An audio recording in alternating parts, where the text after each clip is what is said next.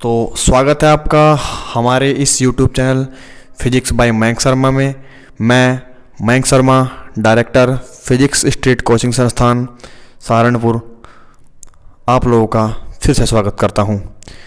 देखिए, आज का जो टॉपिक है, आज की जो वीडियो है वो वीडियो है हमारी उस सीरीज की जो कि हम लोगों ने चालू की है, जो कि एनडीए के में जो फिजिक्स के क्वेश्चन पूछे गए हैं पिछले सालों में, उस सीरीज की ये वीडियो है। और इससे पहले हम लोगों ने इस सीरीज की 2 वीडियो चैनल पर अपलोड कर दी हैं, तो आप लोग चाहें तो उन वीडियो को जाकर के देख सकते हैं और फिर दोबारा आप लोग इस वीडियो पर आ सकते हैं। और आज की जो वीडियो रहने वाली है उसमें हम लोग एनडीए 2020 फर्स्ट में जो फिजिक्स के क्वेश्चन आए हैं उन क्वेश्चंस को सॉल्व करेंगे। और आपको वीडियो ज़रूर पसंद आएगी, तो कृपया आप पूरी वीडियो देखें। और वीडियो के अंदर हम लोग ज़बरदस्त तरीके से क्वेश्चंस जो हैं वो सॉल्व करने वाले हैं। चलिए अब इस वीडियो को शुरू करते हैं बिना किसी देरी के। जो पहला क्वेश्चन है वो आपकी स्क्रीन पर आ चुका है।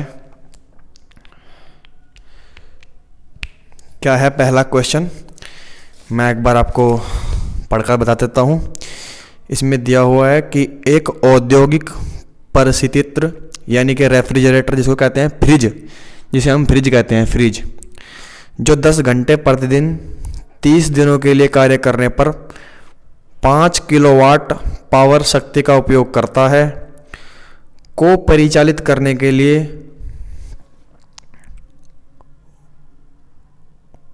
ऊर्जा का मूल्य होगा। कितना मूल्य होगा ऊर्जा का, ये पूछा है। और इसमें ब्रैकेट में दिया है कि प्रति किलोवाट घंटा ऊर्जा का प्रभार खर्च कितना है, ₹4 है। ऑप्शन दिए हुए हैं। पहला ऑप्शन है 600 रुपये, दूसरा ऑप्शन बी है 6000 रुपये, तीसरा ऑप्शन सी है 1200 रुपये और चौथा ऑप्शन डी है 1500 रुपये। तो ऐसे क्वेश्चंस को यहाँ पर किस प्रकार से करेंगे वो मैं बता दूँ आपको। देखिए इसमें क्या दिया हुआ है, जो पहले दिया है वो दे देते, वो एक बार देख लेते हैं। सबसे पहले इस क्वेश्चन में दिया हुआ है समय। देखिए जो वो फ्रिज है हमारा, वो फ्रिज 10 घंटे चल रहा है प्रतिदिन, यानी कि एक दिन में वो 10 घंटे चल रहा है। और अब वो चला कितने दिन तक है, 30 दिनों तक। तो कुल समय घंटे में कितना आ जाएगा, कुल समय जो होगा वो घंटों में कितना आ जाएगा। देखिए एक दिन में 10 घंटे चलता है, लिखा है ना क्वेश्चन में ऊपर, जो 10 घंटे प्रतिदिन चलता है, 10 घंटे प्रतिदिन चलता है। और वो लगातार कितने दिनों तक चल रहा है, 30 दिनों तक चल रहा है। कितने दिनों तक, 30 दिनों तक चल रहा है भाई। कितने दिनों तक चल रहा है, 30 दिनों तक। तो एक दिन में 10 घंटे चलता है, 30 दिन में कितने घंटे चलेगा, 30 गुना 10 यानी कि 300 घंटे। कितने घंटे मेरे भाई, 300 घंटे। कितने घंटे, 300 घंटे। तो घंटे अपन लोगों के आ चुके हैं 300 घंटे। अब उसने उसकी शक्ति दी है कि 30 दिनों तक कार्य करने पर 5 किलोवाट शक्ति का उपयोग करता है। कितनी शक्ति का उपयोग करता है, 5 किलोवाट। तो शक्ति को रिप्रेजेंट करते हैं P से, यानी कि पावर। कितने किलोवाट है, 5 किलोवाट। और किलोवाट को हम लोग वाट में चेंज कर लेंगे। 1 किलोवाट में कितने वाट होते हैं, 1000 वाट। कितने, 1000 वाट। तो 5 किलोवाट में कितने होंगे, 5 गुना 1000 यानी कि 5000 वाट। कितने, 5000 वाट। तो अब हम लोग क्वेश्चन में आगे बढ़ रहे हैं। उसने पूछा है कि ऊर्जा का खर्च, ठीक है। तो उसने पूछा है कि 1 किलोवाट घंटा का जो खर्च है, उसने बताया है, दिया है ब्रैकेट के अंदर जो दिया हुआ है, 1 किलोवाट घंटा का जो खर्च है, यानी कि 1 किलोवाट को हम 1 यूनिट भी कहते हैं। क्या कहते हैं, जैसे कि मीटर में हमारे यहाँ बिजली आती है नहीं, घरों में मीटर होते हैं तो वहाँ यूनिट के वाइज पैसे देने पड़ते हैं। तो यूनिट का मतलब मेरे भाई 1 किलोवाट घंटा होता है। 1 यूनिट का मतलब कितना होता है, 1 किलोवाट घंटा ऊर्जा होता है। तो वही चीज़ तो बता रहे हैं कि भाई 1 यूनिट के बराबर कितना खर्चा दिया है, ₹4 का खर्चा। कितने का खर्चा, 4 का खर्चा, यानी कि 1 यूनिट बिजली या फिर 1 यूनिट बिजली कितने की है, 4 रुपए की है। तो अब हम लोगों को 1 महीने के अंदर कितनी यूनिट बिजली खर्च कर दी उस फ्रिज ने, उस रेफ्रिजरेटर ने, वो निकालना है। ठीक है, तो हम लोग किस प्रकार से, यानी कि वो किलोवाट घंटा में आएगी।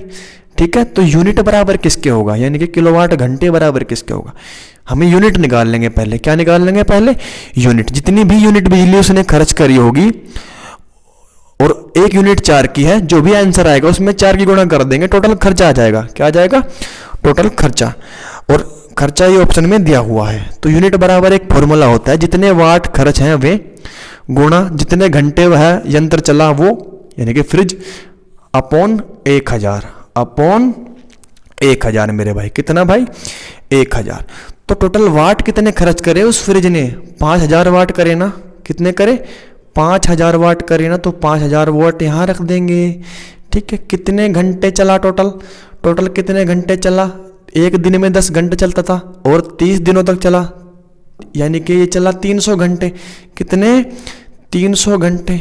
कितने चला मेरे भाई, 300 घंटे चला। अपॉन क्या है, 1000 है। अपॉन क्या है, 1000 है। तो भाई इन 3 जीरो से ये 3 जीरो कट जाएंगी।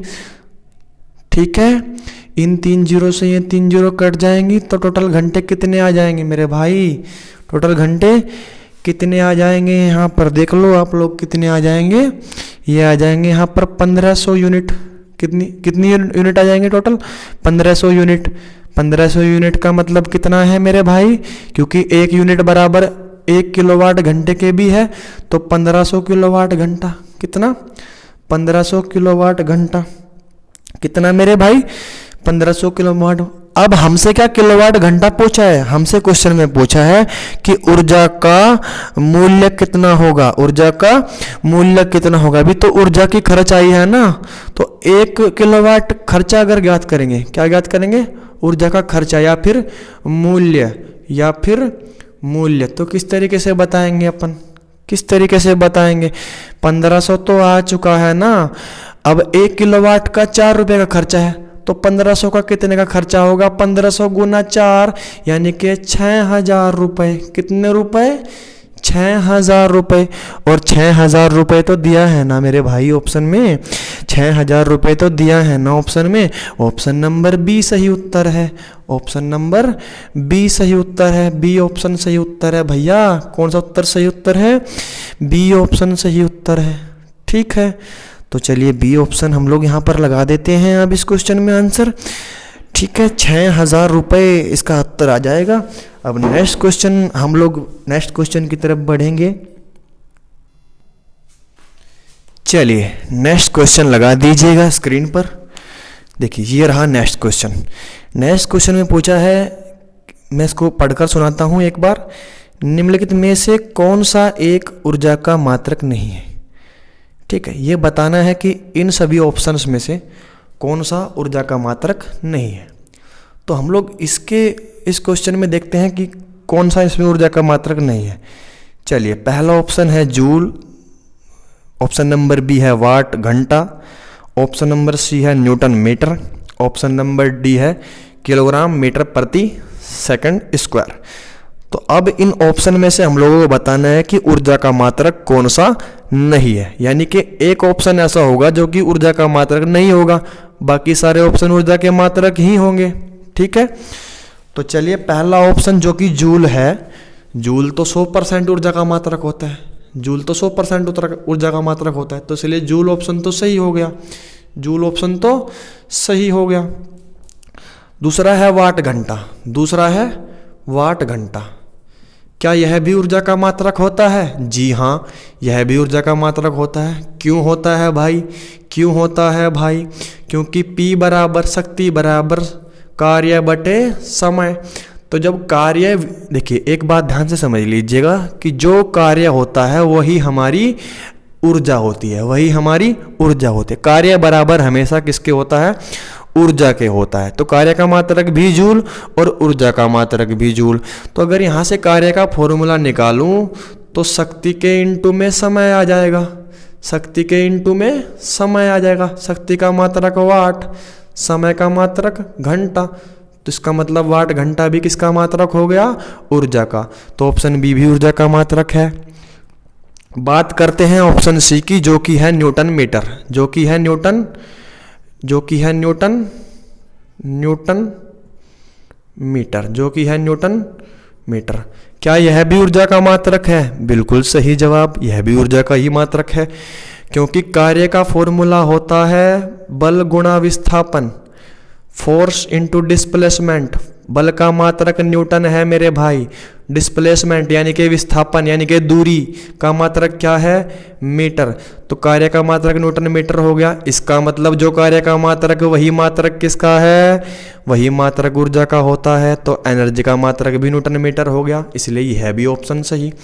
तो पहले तीन ऑप्शन, चाहे जूल हो, चाहे वाट घंटा हो, या फिर न्यूटन मीटर हो, ये तीनों ऑप्शन ही किसके मात्रक हैं, ऊर्जा के मात्रक हैं। तो ऑप्शन कौन सा बचा, अरे भाई ऑप्शन कौन सा बचा, ऑप्शन तो बचा डी, जो कि है किलोग्राम प्रति मीटर, किलोग्राम मीटर प्रति सेकंड स्क्वायर। तो ये तो ऊर्जा का मात्रक नहीं है, किसका मात्रक है ये, बल का मात्रक है। किसका मात्रक है ये, बल का मात्रक है। तो बल का मात्रक है भाई, ऊर्जा का मात्रक नहीं है। तो हमारा कौन सा उत्तर सही हो जाएगा, ऑप्शन नंबर डी, क्योंकि ऑप्शन नंबर डी ऊर्जा का मात्रक नहीं है।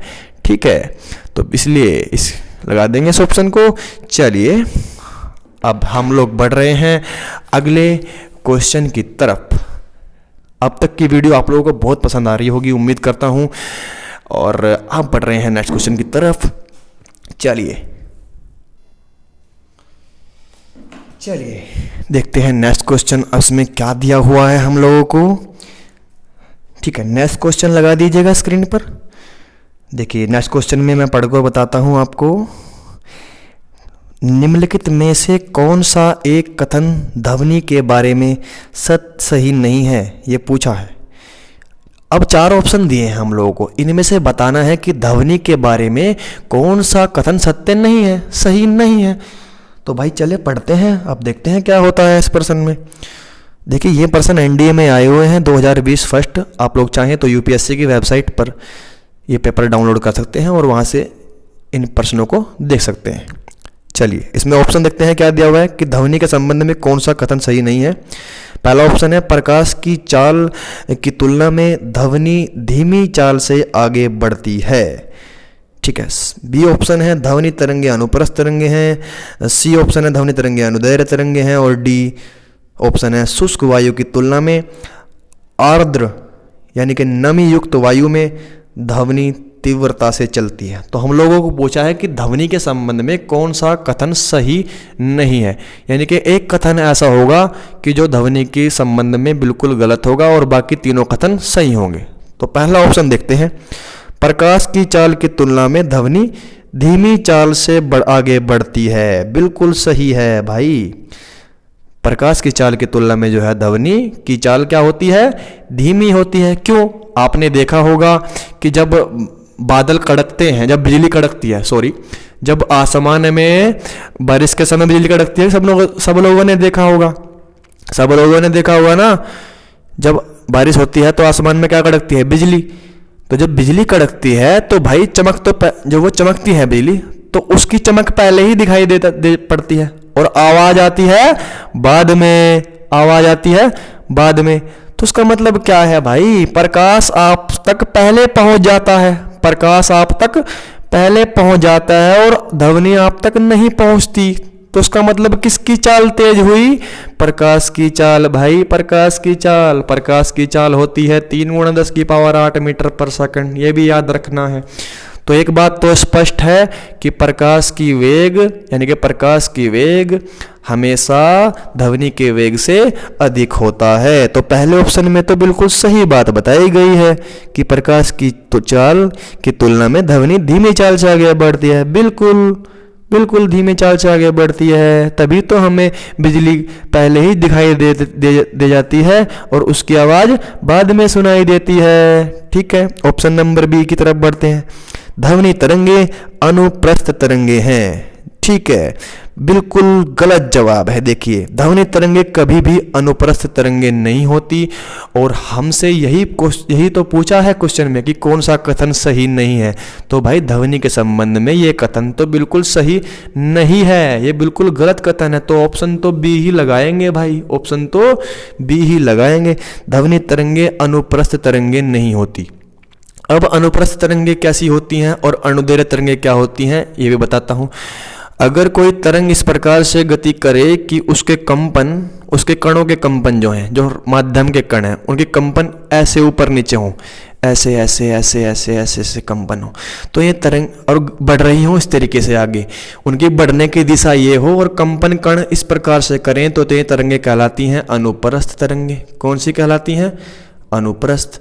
और यदि कंपन संचरण की दिशा के अकॉर्डिंग ऐसे ऐसे कंपन हो, कैसे कंपन हो? ऐसे, तो ये तरंगे क्या कहलाती हैं? अनुदैर्घ्य तरंगे कहलाती हैं। तो भाई ध्वनि तरंगे हमेशा अनुदैर्घ्य तरंगे होते हैं, न कि अनुप्रस्थ। समझ में आ गई बात? तो ऑप्शन बी तो कह रहा है कि ध्वनि तरंगे अनुप्रस्थ तरंगे हैं। और ध्वनि तरंगे तो कौन सी तरंगे होती हैं? ध्वनि तरंगे हमेशा अनुदैर्घ्य तरंगे होती हैं, वे अनुप्रस्थ तरंग नहीं होती। तो ऑप्शन बी हम लोग लगा देंगे यहाँ पर, क्योंकि ये कथन ध्वनि के संबंध में बिल्कुल गलत है। ध्वनि तरंगे कभी भी अनुप्रस्थ तरंगे नहीं हो सकती। अगला ऑप्शन सी क्या है? सी कह रहा है कि ध्वनि तरंगे अनुदैर्घ्य तरंगे हैं। बिल्कुल सही जवाब, ध्वनि तरंगे तो अनुदैर्घ्य ही होती हैं। ऑप्शन डी है कि शुष्क वायु की तुलना में आर्द्र वायु में ध्वनि की ध्वनि अधिक तीव्रता से चलती है। बिल्कुल सही। देखिए, एक तो शुष्क मौसम हुआ और एक आर्द्र मौसम हुआ जिसमें ह्यूमिडिटी ज़्यादा है, जिसमें नमी ज़्यादा है। तो नमी में हमेशा याद रखना है आप लोगों को कि नमी में हमेशा ध्वनि की चाल क्या होती है? अधिक होती है। तो ये ऑप्शन भी बिल्कुल सही है ध्वनि के बारे में। तो ध्वनि के बारे में गलत ऑप्शन कौन सा है? ऑप्शन नंबर बी, क्योंकि ध्वनि तरंगे कभी भी अनुप्रस्थ तरंगे नहीं होती। अनुप्रस्थ तरंगे कौन सी तरंग होती हैं? प्रकाश तरंगे। कौन सी तरंगे? प्रकाश तरंगे हमेशा कैसी होती हैं?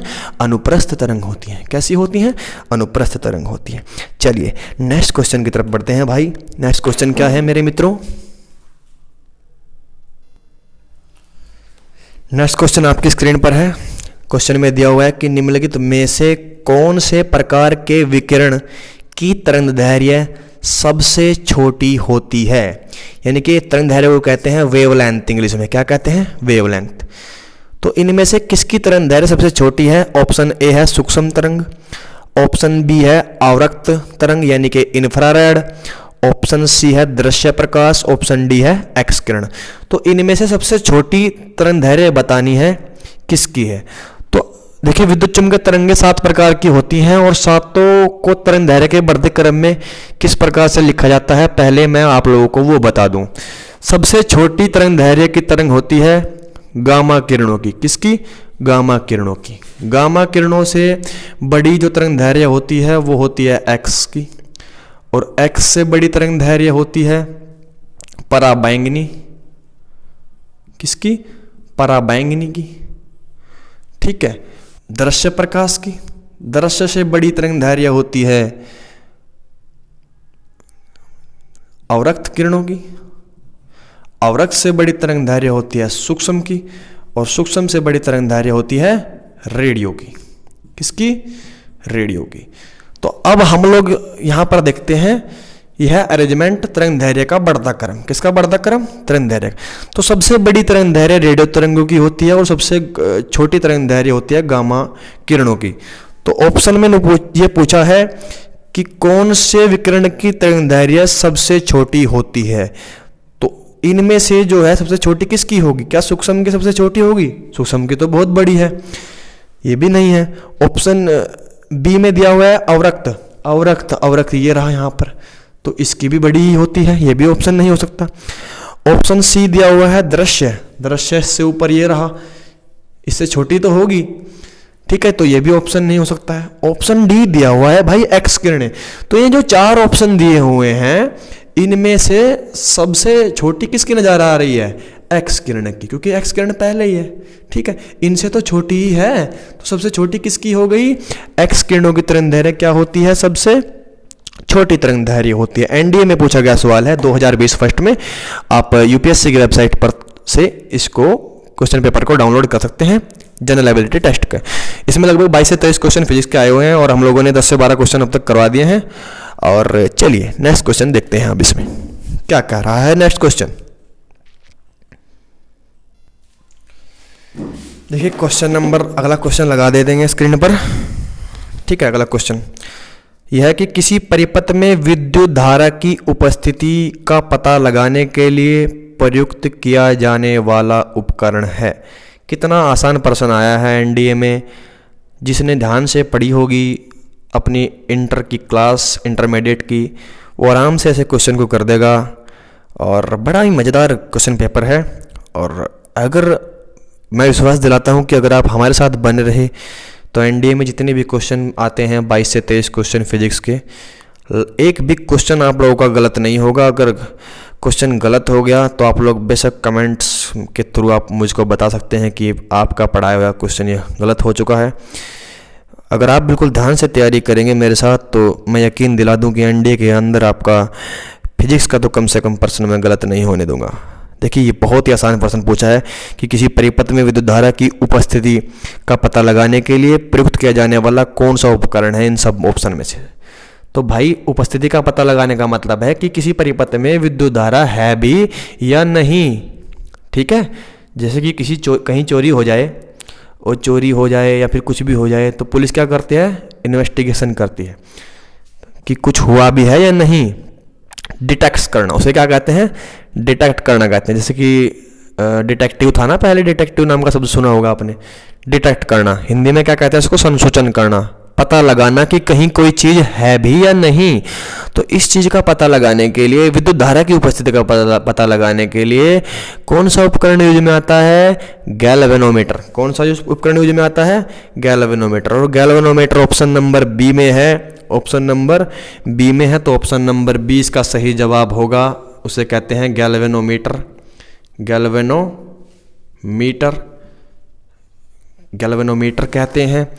और गैल्वेनोमीटर विद्युत धारा की उपस्थिति का पता लगाता है। किसका, उपस्थिति का, किसकी, विद्युत धारा की, विद्युत धारा की, विद्युत धारा की उपस्थिति का पता लगाता है कि विद्युत धारा किसी परिपथ में है भी या नहीं।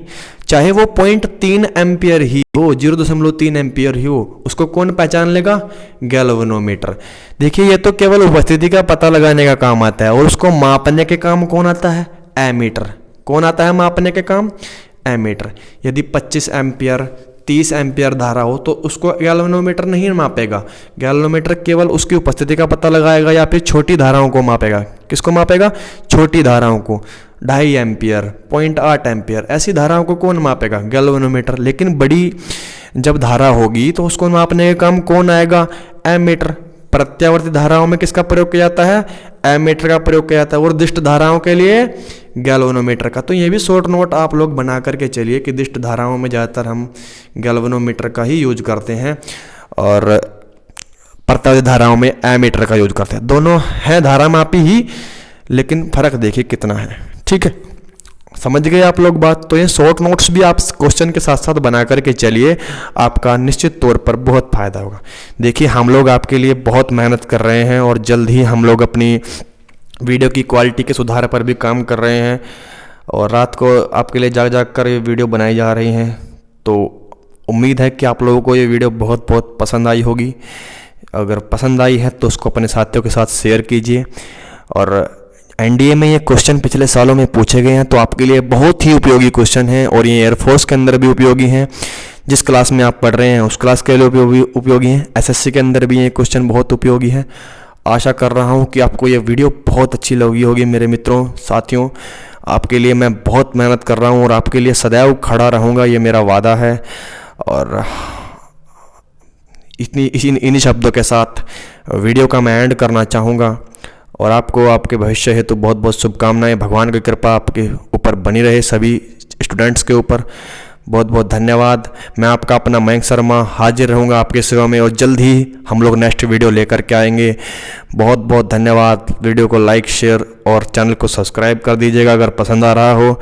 कमेंट के माध्यम से अपने सुझाव, अपनी प्रतिक्रियाएं हम तक पहुंचाने का प्रयास करें। आपकी बहुत बहुत धन्यवाद वीडियो देखने के लिए। थैंक यू साथियों।